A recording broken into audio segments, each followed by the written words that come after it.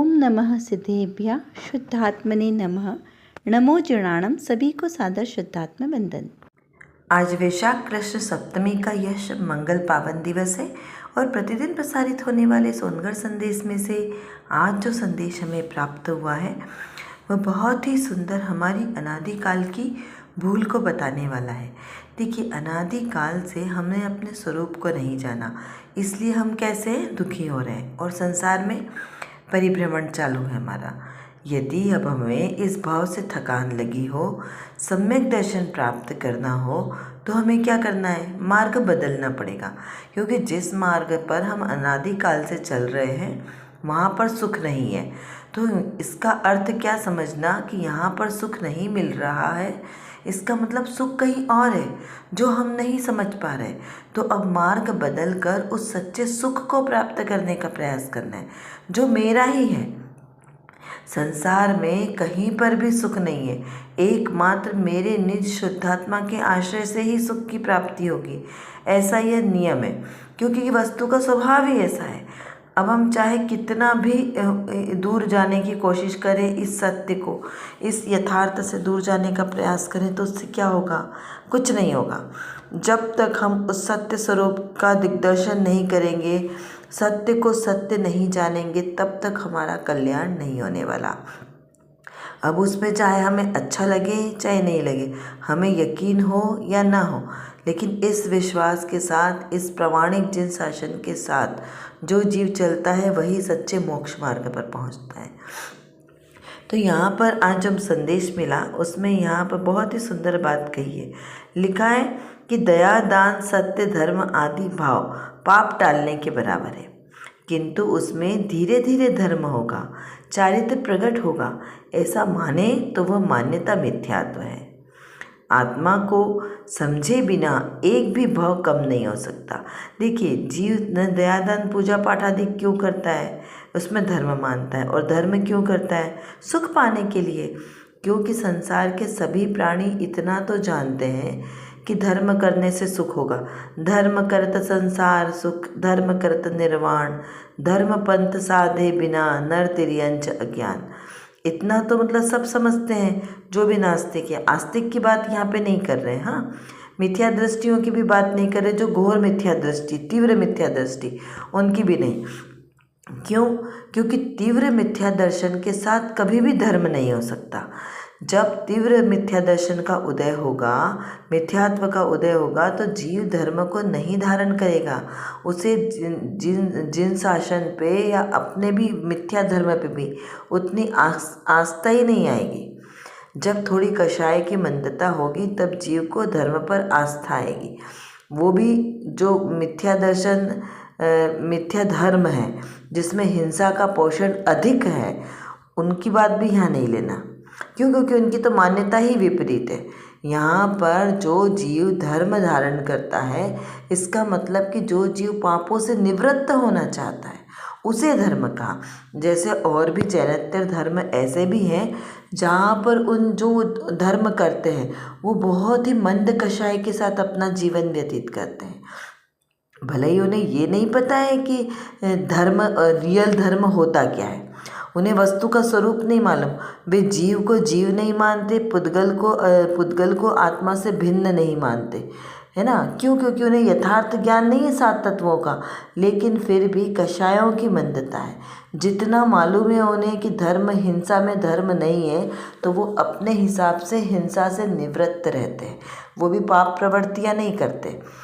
तो वो उनको सिर्फ इतना ही पता है कि जाप करेंगे, अपने जो हमारे गुरु है, परंपरा गुरु, उनकी बात मानने से धर्म हो जाएगा, तो वो उतना ही करेंगे।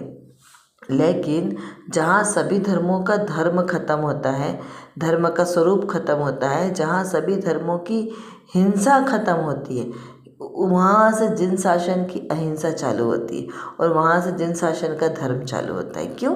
क्योंकि ये और ज़्यादा सूक्ष्म दृष्टि से देखने वाला धर्म है, एकदम समीचीन वस्तु के अनेकांत स्वरूप को देखने वाला। अनेकांत स्वरूप मतलब वस्तु के हर पक्ष को देखने वाला। यहाँ पर जिन शासन में नए ज्ञान की विशेषता है। क्यों? क्योंकि वस्तु को हर एक एंगल से देखना। नए मतलब हर एक एंगल से देखना। तो जब हर एक एंगल से व्यवस्थित तरीके से चेकिंग करके जो देखा जाता है वो यथार्थ होता है। लौकिक में भी ऐसा ही होता है ना। हम कोई वस्तु को लेते हैं, मार्केट जाकर कोई भी वस्तु खरीदते हैं तो हम पहले उसको अच्छी तरीके से चेक करते हैं ना। उसकी हम सबसे पहले एक्सपायरी डेट देखते हैं, फिर वो कौन सी कंपनी का बना, क्या क्या उसमें इंग्रेडिएंट्स हैं, हर एक चीज़ को व्यवस्थित देखते हैं। उसकी कितनी पॉपुलैरिटी है ये भी देखते हैं, और कितनी उसमें अच्छा गुणवत्ता है या नहीं वो भी सब मार्क चेक करते हैं। तो उसके बाद वस्तु खरीदते हैं। तो जब लौकिक वस्तुओं में हम इतना ध्यान रखते हैं तो धर्म में क्यों नहीं ध्यान रखना चाहिए। तो धर्म में भी ध्यान रखना चाहिए कि ये धर्म किसके द्वारा प्रणीत है, किसने बताया है। केवली भगवान के द्वारा प्रणीत है तो ऑथेंटिक है। क्यों? क्योंकि विश्वास है कि वो केवली भगवान जिन्होंने ये धर्म का स्वरूप बताया, जिन वाणी बताई, जिन शासन बताया, वो केवली भगवान कभी भी मिथ्या वचन नहीं कहेंगे। और उसके बाद उनके ज्ञान के साथ किसी के साथ कोई कंपेयर नहीं, क्योंकि वो सब वे कैसे हैं, केवल ज्ञानी है। केवल ज्ञानी यानी संपूर्ण तीनों लोकों, तीनों कालों की समस्त पर्यायों को एक साथ जानने वाले और कैसे यथार्थ जानने वाले, ऐसे हैं केवल ज्ञानी। तो केवल ज्ञानी की वाणी कभी मिथ्या नहीं होती, इसीलिए उन पर कैसा है, विश्वास, श्रद्धान है, सच्चा श्रद्धान कि जो केवल ज्ञानी ने वस्तु का स्वरूप बताया वही यथार्थ है। तो 7 द्रव्यों का स्वरूप कि वस्तु का स्वरूप जैसा है, जीव कैसा है, जानने देखने वाला है, और अन्य सभी अजीव द्रव्य वो कैसे है, मात्र ज्ञान का ज्ञेय है। दोनों में भिन्नता करें तो मोक्ष मार्ग होगा, वही भेद ज्ञान है। कौन दोनों में भिन्नता करना, मैं जीव और जड़, मेरा शरीर। शरीर कैसा है, जड़, अचेतन है। तो इस प्रकार ये दोनों कैसे हैं, भिन्न भिन्न है। तो मेरा आत्मा ही उपादेय है और मेरा जो शरीर है वो कैसा है, उपादेय नहीं है। फिर दयादान धर्म जहाँ पे करने की बात आई तो वस्तु का स्वरूप ही धर्म है। जो ये बात है वहाँ पे दयादान, पूजा पाठ आदि को व्यवहार से कहा धर्म, कि वस्तु का स्वरूप धर्म है। जब इस प्रकार की चिंतन धारा चले तो बाहर में वो जीव प्रवृत्ति कैसे करेगा, तो वहाँ पर उसे दयादान, पूजा पाठ आदि के बाद सहज ही आएंगे, जिससे उसकी पापों से निवृत्ति होगी। क्योंकि देखिए दयादान, पूजा पाठ आदि में क्या होगा, जो पर वस्तुओं के प्रति जीव का आसक्ति का भाव है वो सहज ही घटेगा। उसे मंद कषाय भी कहेंगे। और आसक्ति घटना, 5 इंद्रिय के विषयों के प्रति आसक्ति का घटने का भाव कब आएगा, जब जीव को अपनी आत्म स्वरूप समझ में आएगा, धर्म का स्वरूप समझ में आएगा, और वो पूजा पाठ, दया दान आदि में संलग्न होगा। देखिए हम किसी वस्तु का दान कब देते हैं, जब हमें उससे उस चीज़ से हमारी आसक्ति घटती है। चाहे वो धन का दान हो, चाहे वो किसी कपड़े का हो, भोजन का हो, मेडिसिन का हो, 4 प्रकार के दान का है ना। कौन कौन से, अभय दान, आहार दान, औषधि दान और ज्ञान दान। तो ये सब कब दिए जाते हैं, जब हमें उसके प्रति आसक्ति का भाव छूटता है। तो इस प्रकार दान की प्रवृत्ति होती है। संयम आदि में जीव का प्रवृत्त होता है, जब उसे 5 इंद्रिय के विषय भोगों को भोगने की इच्छा शक्ति कम होती है, तब वो संयम धारण करता है, क्योंकि उसमें भी हिंसा है ना। इसलिए संयम, 5 प्रकार की इंद्रिय और एक मन, इन सबको, मन को वश में रखना। और व्यवहार से प्राणी संयम, 5 इंद्रिय के जो स्थावर आदि जीव और त्रस जीव, ऐसे 6 इकाई के जीवों की रक्षा करने का भाव। तो इस प्रकार से पाप टालने के बराबर है। ये सारी प्रवृत्ति कैसी है, मंद कषाय में लेके जाने वाली है। और मंद कषाय के उदय में ही सच्चा आत्मा का स्वरूप समझ में आता है। तीव्र कषाय में तो आएगा नहीं, किंतु उसमें भी धीरे धीरे धर्म होगा, शांत चारित्र प्रकट होगा, ऐसा मान्यता है, वह मिथ्यात्व है। ये दयादान आदि की क्रिया तो की, लेकिन इसमें धर्म मान लिया कि मैंने इतना दान दिया, मैंने इतना संयम पाले, इतने व्रत पाले, तो उससे अब मेरा धर्म हो गया, ऐसी मान्यता मिथ्यात्व है। तो यहाँ मिथ्यात्व, सबसे बड़ा जो त्याग करने योग्य चीज़ है वो क्या है, मिथ्यात्व। तो यहाँ वस्तु का सच्चा स्वरूप समझकर उस रूप आचरण करना, उसका श्रद्धान करना, वो सम्यक दर्शन है। यानी कि देखिए जो मोहिनी कर्म है सबसे ज़्यादा खतरनाक है द्रव्य कर्म में, उसमें भी चारित्र मोहिनी और दर्शन मोहिनी 2 भेद का है। तो जो श्रद्धान करना है ये दर्शन गुण का कार्य है। तो श्रद्धान करना, जब श्रद्धान सच्चा श्रद्धान हुआ हमें अपने स्वरूप का, तो वो दर्शन की प्रकृतियाँ, जितनी भी मिथ्या दर्शन की प्रकृतियाँ हैं वो नष्ट होगी। और जब आचरण की बात है, वो चारित्र गुण की पर्याय है, तो सम्यक दर्शन कब प्रकट होता है? चतुर्थ गुण स्थान में। पहला गुण स्थान है मिथ्यात्व का, चतुर्थ गुण स्थान है सम्यक दर्शन का, फिर पांचवा संयम का, व्रताधिक का, और उसके बाद मुनि दशा वाला सकल संयम का। तो सकल संयम में चारित्र की प्रधानता है। तो यहाँ पर वो जो गुणस्थान छठे गुणस्थान में जो भाव आने चाहिए, वो यदि हम अभी मिथ्यात्व दशा में लेकर आएंगे तो वो हमारा चारित्र नहीं कहलाएगा। जो जिस गुणस्थान में है उसको उस गुणस्थान के स्वरूप ही भाव आएंगे। तो यहाँ पे जो सम्यक दर्शन का गुणस्थान है, यहाँ पे श्रद्धान पक्का होना चाहिए। यहाँ चारित्र प्रकट हो पूर्णता से वो आवश्यक नहीं है। तो श्रद्धान क्या है?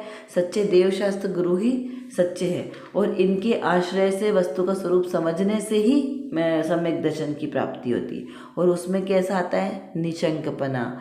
पूरे जो असम्यक दर्शन के 8 अंग है वो प्रकट होते हैं। निशंकित, निकांक्षित, निर्विचिकित्सा, उपगहन, स्थितिकरण, वात्सल्य, प्रभावना। तो इस प्रकार से जब जीव को अपने आत्मा का स्वरूप का ज्ञान होता है, तभी उसके अंदर श्रद्धान पक्का होता है कि मैं जीव हूँ, मैं सर्वस्व शक्तिशाली हूँ। जब ऐसा हमें अंदर से भाव आया तो जीव को कैसा है? सहज ही अपना प्रभुता प्रकट होती है, और वो सही में ही पापों से निवृत्त होता है। इस प्रकार यहाँ पर इसको समझना है। और जो निर्जरा होती है वो जब तक व्रत पूजन के साथ, जो सम्यक दर्शन के साथ होती है, वही सच्ची निर्जरा है। उसके पहले दयादान पूजा पाठ आदि से धर्म हुआ ऐसा मानना मिथ्यात्व है। और उसको टालने का उपाय क्या है? उससे दूर रहना। बस जो वस्तु का स्वरूप है उसमें धर्म मानना। जब श्रद्धान पक्का होगा तो उसके रूप आचरण जो किया जाएगा वो सच्चा कहलाएगा। यानी श्रद्धान कैसे पक्का करना है? बस मैं जीव हूँ और मेरा ही ज्ञान दर्शन स्वभाव मेरा है, अन्य के आश्रय से मुझ में धर्म प्रकट नहीं होगा, ये मानना। पर द्रव्य मेरा कुछ भी करता धरता नहीं है, कोई भी निमित्त नहीं है, मेरा आत्मा ही मेरा गुरु है। तो मेरे आत्म स्वरूप का जब हम विचार चिंतन मनन करेंगे कि मैं कैसा हूँ, बस मैं अकर्ता स्वभावी हूँ, ज्ञायक स्वभावी हूँ, इतनी मान्यता के साथ जो भी हम क्रिया करेंगे वो सब सम्यक दर्शन की क्रिया कहलाएगी। तो जो भी क्रिया आप करें उसमें स्वयं को ज्ञायक भाव से का अनुभव करें कि मैं एकमात्र ज्ञायक भाव वाला हूँ, पर द्रव्य का कर्ता भोगता नहीं हूँ।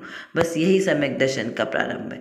चलिए देखते हैं आज की रत्नकणिका में जो प्रश्न पूछा गया है वो भी उसी प्रकार का। भी हमने पिछली कक्षा में भी इस पर विचार किया था। ये विषय बारंबार विचार करने के लिए है। क्या प्रश्न किया कि चतुर्थ गुणस्थानवर्ती सम्यक दर्शन के तो भय होता दिखाई पड़ता है और वह उसका उपाय भी करता है, फिर वह निर्भय कैसे कहा? क्योंकि सम्यक दर्शन के साथ सप्त भय नहीं होते ना। तो यहाँ पर प्रश्न क्या किया कि चतुर्थ गुणस्थान वाला भी हमें भय सहित दिखाई देता है, तो फिर वो कैसे? उसका समाधान करते हुए कहा कि सम्यक दृष्टि अंतर में तो निर्भय है ही है, बाह्य में भय प्रवृत्ति से जुड़ान होने से अस्थिरता का किंचित भय दृष्टिगोचर होता है, तथापि वह अंतर स्वरूप में तो निर्भय ही है, अतः सप्त भय से रहित है। कैसा? क्या कहा यहाँ पर कि चतुर्थ गुणस्थानवर्ती जिसे अभी श्रद्धान पक्का हुआ है उसे निर्भीकपना तो है। किससे? संसार शरीर भोगों से निर्भीकपना है और अपनी आत्मा के स्वभाव का उसे भान हुआ है कि मैं आत्मा परिपूर्ण शक्तिशाली हूँ। लेकिन अभी उसका गुणस्थान कौन सा है? चतुर्थ गुणस्थान है। और जो पूर्णता से निर्भीक दशा, चारित्र में प्रकट होने वाली दशा कौन सी है? छठा गुणस्थान, यानी वो शुद्ध उपयोग वाली दशा, छठा और सप्तम गुणस्थान, जिसमें 3 कषाय चौकड़ी का अभाव हो गया। और चतुर्थ गुणस्थान में अनंतानुबंधी का अभाव हुआ, एकमात्र तीव्र कषाय का। उसके बाद प्रत्याख्यानावर्णी और फिर अप्रत्याख्यानावर्णी। तो वो जो 3 कषाय चौकड़ी के अभाव के समय जितनी विशुद्धता होगी, ये विशुद्धता कैसी है? उत्तरोत्तर बढ़ने वाली विशुद्धता है। तो जब इतनी विशुद्धता होगी तब जाके जीव को ये बाहर में निर्भयपना आएगा पूर्णतः। और उसके बाद में भय संज्ञा तो 9वें गुणस्थान तक जाती है, भय का भाव 90 में होगा। तो जो कार्य 9वें गुणस्थान में होने वाला है वो कार्य अभी हम चतुर्थ गुणस्थान में हम सोचें कि वो उस समय हो जाए तो क्या हो सकता है? क्या नहीं हो सकता है। चौथी 4th क्लास के बच्चे को यदि आप बोलो कि 10th क्लास के सम सॉल्व करे तो क्या वो कर पाएगा? नहीं, क्योंकि अभी उसको तो यहाँ पे सिर्फ प्लस माइनस का ही मैथ्स सिखाया है और वहाँ पर तो बड़े बड़े मैथ्स आएंगे ना, तो वो वहाँ पर नहीं कर सकता। लेकिन हाँ, उसको मैथ्स का ज्ञान जरूर है उसकी भूमिका के अनुसार। तो वैसे ही जो चतुर्थ गुणस्थान वाला सम्यक दृष्टि है उसको भूमिका अनुसार तो पता है कि निर्भीक रहना है, लेकिन कभी कभी उसे उस पर्याय के अनुसार उसे भय लगता है। तो जितना उसे लगता है उतना उसके लिए योग्य है, क्योंकि उसकी भूमिका भी ऐसी है। तो इसलिए यहाँ पे कहा कि अंतर में तो वो निर्भय रहता है, श्रद्धान पक्का है, उसको अच्छी तरीके से पता है कि निर्भय सम्यक दृष्टि निर्भय संसार शरीर भोगों से मेरा कुछ भी अच्छा हित या अहित नहीं होने वाला। बस मैं एक ज्ञायक स्वभावी आत्मा हूँ, पर द्रव्य का कर्ता भोक्ता नहीं हूँ, ऐसा उसे दृढ़ श्रद्धान है। लेकिन कभी कभी परिस्थिति के अनुसार मोहनी कर्म के उदय के कारण उसमें उसका किंचित जुड़ान हो जाता है ना। तो इस प्रकार जुड़ान होने से उसमें किंचित अस्थिरता भी उत्पन्न होती है, किंचित भय भी उसमें होता हुआ दिखाई देगा। उसे संसार के प्रति भी भय दिखाई देगा ना, कि कहीं मेरे संसार और ना बढ़ जाए, तो मुझे संसार से दूर होना है, इस प्रकार का भी भय हो सकता है। और उसके अंतर में लेकिन निर्भयपना है, संसार का भी भय नहीं है अंदर में संसार का भी नहीं है। बाहर में तो कहना दिखाई देगा कि अभी हमें मोक्ष प्राप्त करना है, इस संसार में कुछ नहीं है। इस प्रकार कोई अगर अचानक से आ जाए तो उसे अपने प्राणों की रक्षा करने का भी भय है, अपने धर्म की रक्षा करने का भी भय है, क्योंकि क्षत्रिय है ना, तो वह धर्म की रक्षा करने के लिए शस्त्रादिक भी उठाएगा।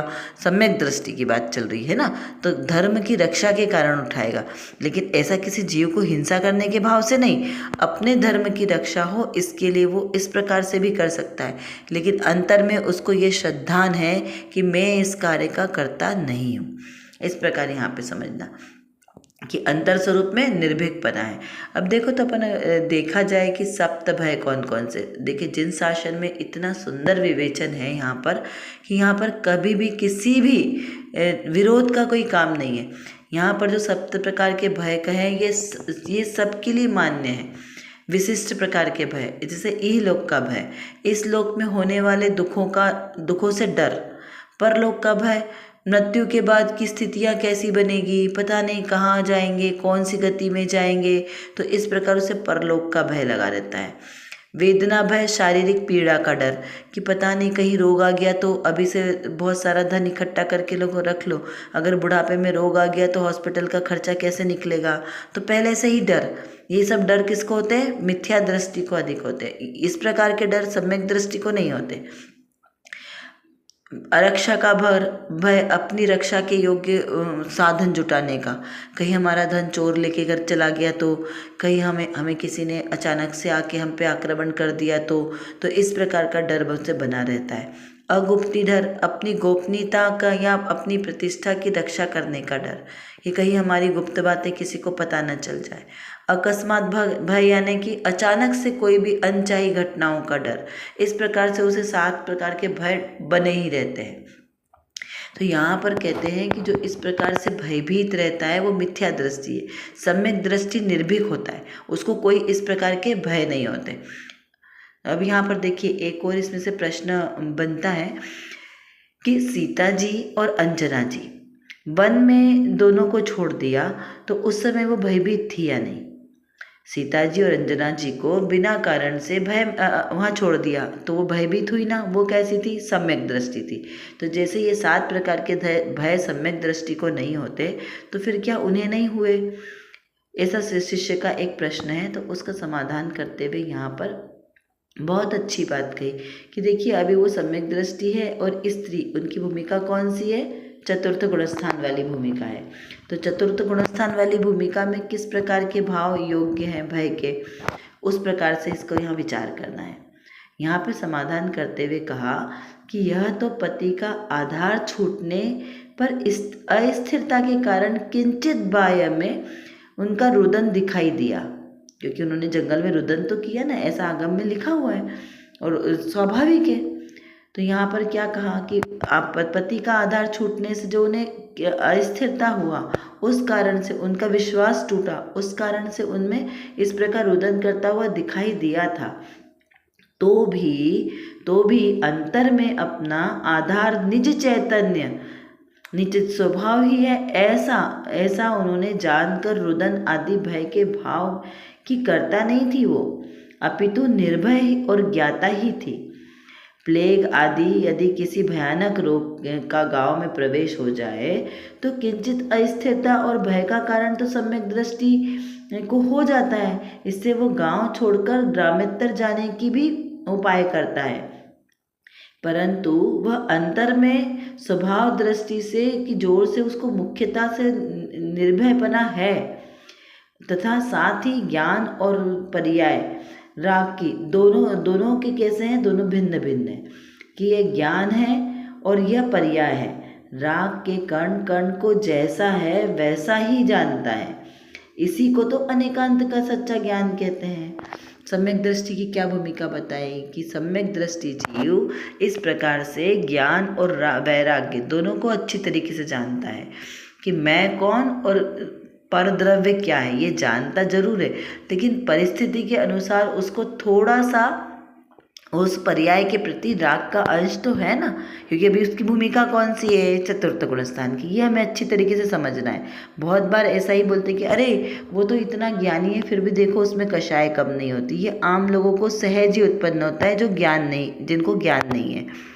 लेकिन यहाँ पर ये समझना है कि भूमिका कौन सी है, तो भूमिका अनुसार उस जीव में राग के भाव आएंगे ही आएंगे, अभी क्योंकि उसको पूर्ण वीतरागता नहीं आई है। इसीलिए सीता जी और अंजना जी जिस भूमिका में हैं उस भूमिका में उनको सहज ही भाव आएंगे, क्योंकि देखिए जिनके 100 भाई हैं और 100 भाइयों की इकलौती पुत्री, और राजा ने उन्हें नगर के अंदर प्रवेश भी नहीं करने दिया, तो यहाँ पर भी उन्हें संसार की विचित्रता का विचार आया ना।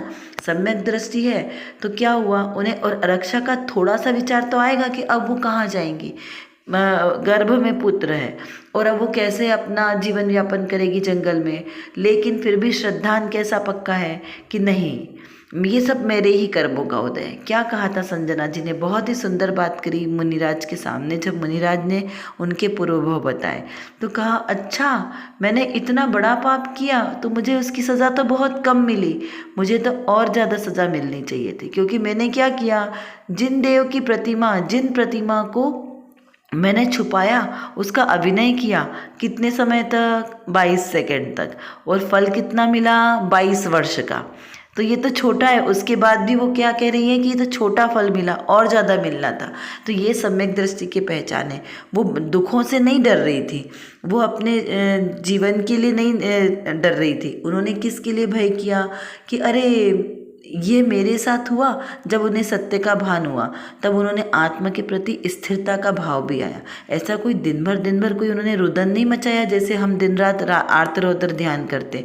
उन्होंने धर्म ध्यान में अपना समय व्यतीत किया। सीता जी ने क्या बोला, सीता जी ने अपने सारथी को क्या कहा कि अरे अगर रामचंद्र जी ने लोक के अपवाद में, लोक के डर से मेरा तो परित्याग कर दिया, लेकिन उन्हें क्या कहना कि अपने धर्म से दूर नहीं जाए, धर्म का परित्याग ना कर दे लोक निंदा के कारण, है ना।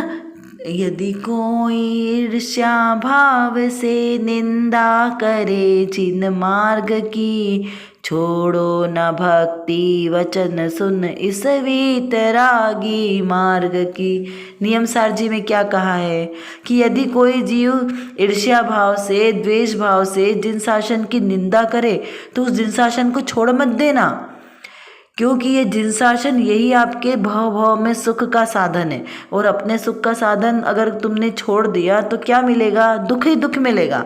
तो इस प्रकार से यहाँ पर सीता जी ने दुख नहीं व्यक्त किया, लेकिन थोड़ा तो दुख होता कि अगर तुम्हें मुझे छोड़ना ही था तो वन जंगल में क्यों छोड़ दिया, किसी तीर्थ क्षेत्र पे छोड़ते, किसी मुनिहारिकाओं के संग में छोड़ते, ताकि उनका धर्म ध्यान होता रहता।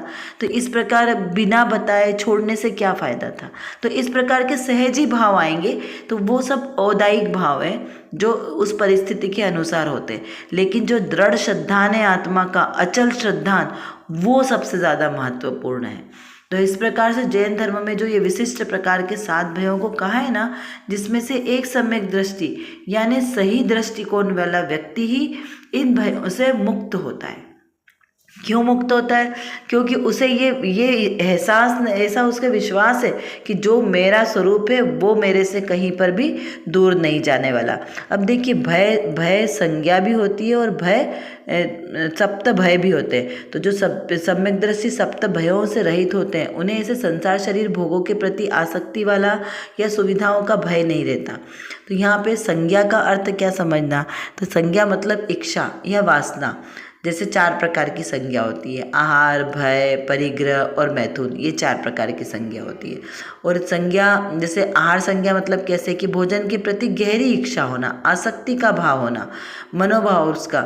और भय संज्ञा किसी वास्तविक या काल्पनिक भय, दोनों प्रकार से उत्पन्न होने वाली स्थिति या घबराहट, डर, उसे कहा आहार संज्ञा, भय संज्ञा। जैसे भूमिका के अनुसार जो हमें भय प्रकट होता है। परिग्रह में भौतिक वस्तु के प्रति लगाव होना, संग्रह करने की इच्छा होना और उनके प्रति स्वामित्व भाव कि ये मेरा है, इसका कर्ता मैं हूँ, इसका स्वामी मैं हूँ, इस प्रकार से। मैथुन संज्ञा वासना की तीव्र इच्छा और इंद्रिय सुख की लालसा होना। तो इस प्रकार के जो भाव है ये सहज ही आएंगे चतुर्थ गुण स्थान में। क्योंकि उस भूमिका में इस प्रकार के भाव आएंगे। ये चारों ही संज्ञाएं जो जैन धर्म में जीवों को कर्मों से के बंध और उन्हें सांसारिक दुखों से मुक्त होने के लिए रोकती है ना। और जो सम्यक दृष्टि होता है वो कैसा होता है? इनसे निवृत्त होता है। लेकिन इसका कितना परिमाण? छोटा, कि थोड़े परिमाण में जाएगी। धीरे धीरे जैसे जैसे उनकी चरित्र की दशा बढ़ती जाएगी उस प्रकार से भाव भी उनके बढ़ते जाएंगे और जीव इनसे निवृत्त हो जाएगा। तो यहाँ पर हमें इतना समझना है कि भय या भय संज्ञा ये एक सामान्य शब्द है जो डर की भावना को दर्शाता है या किसी भी प्रकार के खतरे या अप्रिय स्थिति से उत्पन्न हो सकता है। ये एक मानसिक स्थिति भी है जो विभिन्न कारणों से उत्पन्न हो सकती है, जैसे कि कोई शारीरिक खतरा या फिर मानसिक, सामाजिक या अज्ञात डर, कोई भी। लेकिन इससे सम्यक दर्शन उसका दूर नहीं होता, क्योंकि सम्यक दर्शन श्रद्धा गुण का कार्य है और दृढ़ श्रद्धांत सम्यक दृष्टि को होता है कि मैं आत्मा इन पर द्रव्यों का अकर्ता हूँ, पर द्रव्य मेरा कुछ भी बिगाड़ सुधार नहीं कर सकते, ऐसा उसे दृढ़ श्रद्धान है। अभी चारित्र में उसकी अभी आंशिक उसकी पवित्र पात्रता है, लेकिन श्रद्धान उसका दृढ़ है, ऐसा उसे निश्चय होता है। चलिए अब कुछ प्रश्नों के माध्यम से हम चिंतन करते हैं कि आत्मा को जाने बिना एक भी भाव कम नहीं हो सकता, यह कैसे कहा? क्योंकि जब तक आत्मस्वरूप को नहीं जाने तब तक उसका संसार में परिभ्रमण नहीं रुकेगा, इसलिए आत्मा का ज्ञान होना यह आवश्यक है। क्या दया, दान, पूजा पाठ आदि में धर्म होता है? पापों से निवृत्ति होती है तो किस प्रकार से होती है, नहीं होती है तो किस प्रकार से? दोनों दृष्टिकोण से इसका विचार चिंतन करना है। संसारी जीवों को भय का कारण क्या है? संसारी जीव क्यों भयभीत है? और सम्यक दृष्टि के भय में और मुनिराज के भय में क्या डिफरेंस है? सब जो 7 प्रकार के भय कहे वो उन भयों में से, और संज्ञा 4 प्रकार की संज्ञा, इन दोनों में क्या डिफरेंस है? सप्त भय और भय संज्ञा दोनों में क्या डिफरेंस है? इसका विचार चिंतन करना है। विचार कीजिए कि भयभीत रहना और निर्भीक रहना दोनों में से क्या अच्छा है और हमें निर्भीक रहने के लिए क्या करना है। वैसे तो मैं स्वभाव से ही निर्भीक हूँ, लेकिन उसे अपनी पर्याय में प्रकट करने के लिए क्या चिंतन करना है, इसका विचार चिंतन करना है। कर विचार तो पाम, हम जितना विचार करेंगे उतना ही हमारा विषय क्लियर होगा, क्योंकि हमारे पास समय की कमी है और जानना बहुत ज़्यादा है। और किसको जानना है? अपने ही ज्ञायक स्वभाव को जानना है। तो जब तक हम अपने इस ज्ञायक स्वभाव को नहीं जानेंगे तब तक हमारा कोई भी कार्य सिद्ध नहीं हो सकता। तो एकमात्र जो मेरे अंदर, मतलब मेरे आत्म स्वभाव में जो ज्ञान नाम का विशेष गुण है, इस गुण को एकमात्र अपने ज्ञायक स्वभाव को जानने में लगाएं तो निर्विकल्प दशा की प्राप्ति होगी। और इस निर्विकल्प दशा के ही आश्रय से हमें शाश्वत सुख की प्राप्ति होगी। तो वो शाश्वत सुख हमें प्राप्त हो, इसीलिए पुरुषार्थ करना आवश्यक है। उसके लिए व्यवहार से तो सच्चे वीतरागी देवशास्त्र गुरु का आश्रय लेना योग्य है, और निश्चय नय से मेरी निज शुद्धात्मा का आश्रय लेना ही सर्वश्रेष्ठ उपाय है। अभी के लिए बस इतना ही। विशेष चर्चा हम आगे की कक्षाओं में करेंगे। तब तक हम अपने आत्मस्वरूप को जानें, पहचानें और उसी में लीन रहें। इसी विशेष मंगल भावना के साथ आप सभी को सादर जय जिनेंद्र।